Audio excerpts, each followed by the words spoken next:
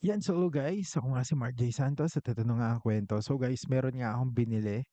Ayan, actually hindi ko binili, binili ni ate, binigay sa akin. And tikman natin kung masarap nga ba itong Pet Mara, hindi freeze-dried. Medyo na-curious ako sa kanya kasi yung freeze-dried nitong Pet Mara, ayan, lapit ko para makita niyo mabuti. Ayan, chicken liver siya, chicken liver. Ayan, grain-free and pure and raw daw siya with whole animal protein, gentle on digestion, pure and raw. Ayan, 18 grams lang siya. Sobrang gaan niya as in. Parang pag ginawa mo nga siya, parang wala siyang laman. Ganun. And 3 grams, ay 6 sticks. So sticks pala siya, no? So na-curious ako kasi kinahawakan ko, hala, parang puro ano siya, puro ang tawag dito, puro air. So tignan na natin. So tikman natin guys, hindi. Ayan, open natin, Guys, itong Petmara, ito yung isang branded na ano, na binibilhan nga po namin. Alam niyo naman, may na-vlog na rin ako about sa Petmara. Ang ganda din kasi ng mga container niya katulad nung pagkakabukas natin. Ganun lang siya tapos resealable siya. Ayan. Oh, I see. Oh, ay, hala, hala, medyo natanggal-tanggal na sila. Uy, okay. May hanap tayo ng ano, naputol-putol ko na kasi hawak ko siguro 'no. Ayun may buo, there. So ibubuksan natin kasi puro may mga sira-sira na yung iba. Try natin. So siyempre titikman natin siya, hindi joke lang.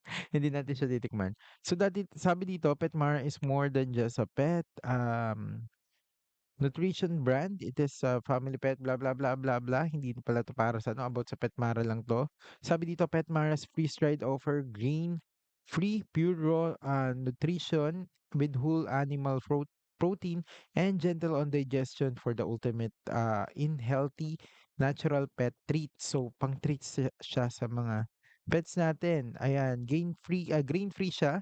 Ideal for pets, with grain-sensitive or freeze-dried products, provide a natural, wholesome diet without any grains. And nakalagay dito, gentle on digestion, minimal processing, and no high heat cooking help maintain natural enzymes and nutrients for better digestion. And whole animal protein, ayan, each trait is made from high quality whole animal protein to support muscle health and overall vitality. At meron pa nakalagay dito, pure and raw. Ayan, the freeze drying process preserves the natural state of the ingredients, offering raw nutrition that is both safe and nutritious. Yun. So, yun nga yung nakalagay dito. And yung ingredients niya, ayan, frozen chicken breast, 50%. Wow, parang ano, judging, Frozen bone in chicken thigh meat, 20%. Chicken liver 10% and egg yolk 5%. A total of hindi joke lang. Ayan, and meron din 'tong guys, nutritional additives, ayan. Fructo oligo saccharides, basta something like gano'n. Vitamin B1, B2, B6, B12, vitamin E and rosemary extract. So yun yung mga ano niya. So ito yung itsura niya pagka ano. Hindi ko expected na meron siyang mga naka-separate na ganito 'no. So buksan na natin. Ay, dog food, pero parang amoy ano siya, parang amoy isda. Ayan, so ito itsura niya guys, oh, 'di ba? Katulad nung nakita niyo, puwede siya sa pusa and puwede din siya sa aso. Ayan yung tinako niya, wait lang. There. As you can see guys, ayan, para siyang lollipop ano. Pero yung texture niya kakaiba, parang karton. Uy, hindi, to be honest, yung amoy niya medyo try natin pakain ka onion. Onion, kaya hindi. Try nga natin. Ay, ayaw pa ni Onion, wait lang, masyadong malaki. Kasi si Onion nasanay na pinapakain ko na ano, wait lang. Ayan, kinain niya, wait lang, papakita natin. Kunin niya na si Onion. Treats pala siya 'no? So, wait lang. Ay, eto si Onion babes, wow! Si Onion, wow, oh, wait lang. Hmm, ano ka bunso, di ka nakikita, ayan ganyan.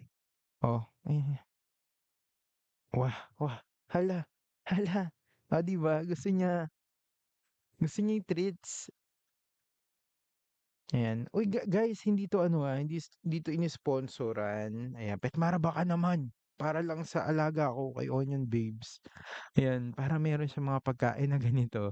Huy, hindi. Pero yun na guys, nakita niyo naman kinakain siya, nagustuhan talaga siya ni Onion, humihingi pa.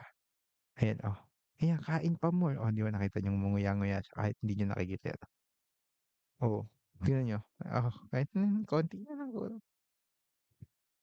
Well, to be honest guys, bilang yung pet ko talaga si Onion, ano talaga siya, hindi siya mahilig sa or hindi siya, madaling pakainin 'no, sobrang pihikan niya. Pero dito, oh, tingnan mo, oh, ito na lang. Oh, tingnan mo, tingnan mo basa na yung kamay ko. Ay wah! Hala, dinidilaan na niya yung mismong masarap pala. Dinilaan niya yung mismong kanso. Hindi niyo kasi makita, hindi ko maayos yung ano, ako ni ay pero gusto ni Onion, So guys, alam niyo na share ko nga dito kung saan binibili 'to kung gusto niyo rin bumili. Ayan, ito yung, nagustuhan nung aso ko, as in. She-share ko sa inyo kung saan nabibili 'to. Si ate kasi ang ano nito, sorry pinapakain ko kasi ulit. Si ate kasi ang bumili talaga nito.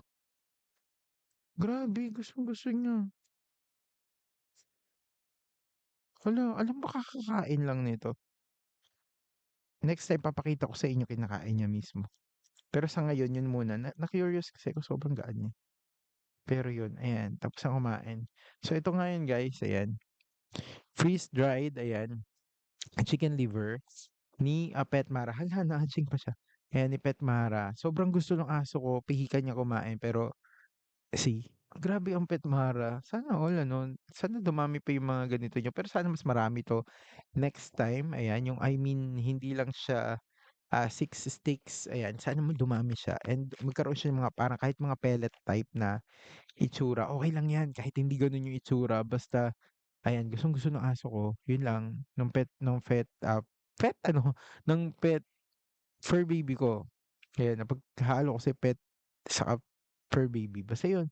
'Yun lang guys, maraming salamat, gustong-gusto ni Onion Babes and 'yun lang. Maraming salamat din kay ate kasi ate ang nag-sponsor nito and see you again sa another, vlog natin. Ayun, sana nakatulong din sa inyo and lagay ko na rin yung, um, product dito. So, makikita niyo rin kung magkano siya. Yun lang guys, maraming salamat. God bless. Ingat po kayo palagi and thank you and bye-bye.